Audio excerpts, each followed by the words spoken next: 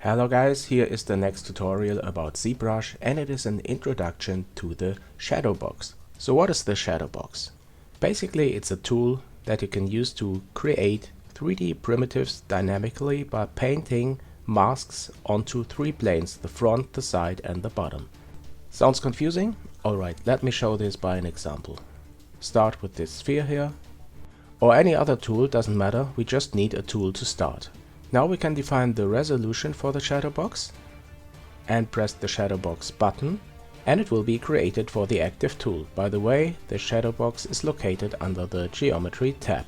Great, and now you can see we have three shadows or three masks at the right, at the front and at the bottom of this Shadowbox, and if we clear the masks, the object is also deleted.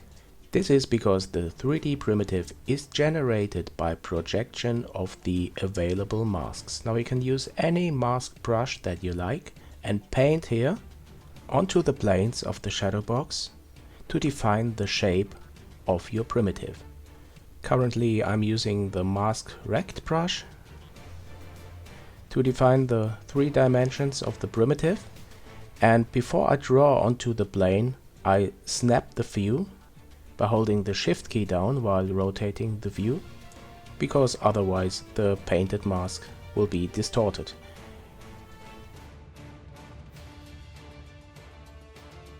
Okay, now let me take away some parts of the painted in masks. You can do this by holding the Ctrl and Alt key down and then define the area that you want to be deleted.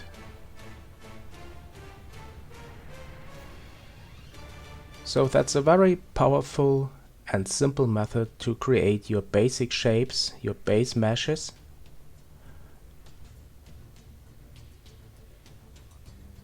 I'll cut in some holes to this object, and now I'm switching the mask brush and use a mask pen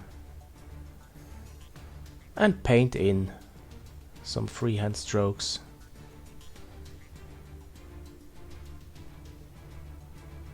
Just to find an interesting shape.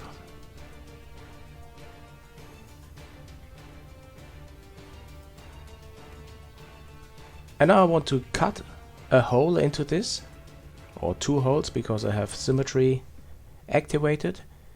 Then I switch to the ghost mode because this prevents that I apply the mask or paint the mask onto the object itself and just use the projection planes.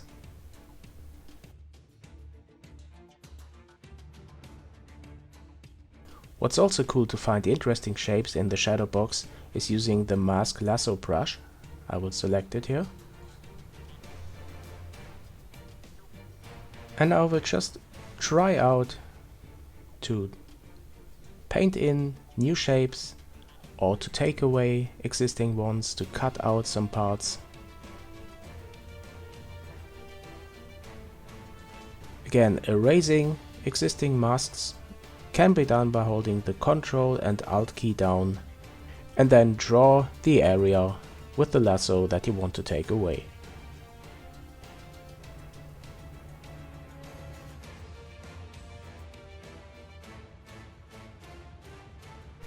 Alright, and once we are happy with the shape, I mean this one is not that interesting, but let's assume that we are happy with it, then we can just disable the Shadowbox by pressing the Shadowbox button again, and here's the resulting model.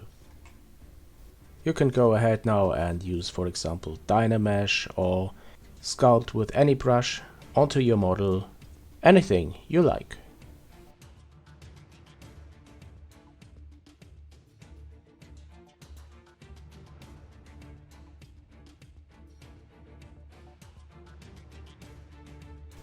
I set the resolution of the Shadowbox quite high.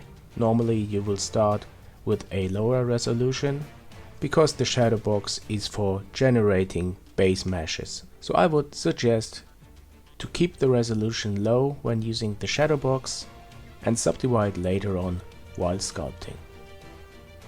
Okay guys, that was an introduction to the Shadowbox. There is more to it. You can use, for example, alphas in your Shadowbox. or use reference images for the projection planes, but I will cover this in a later tutorial. So don't forget to subscribe to be notified when new tutorials are available. Please like the video if you like it, and come back soon to JNM.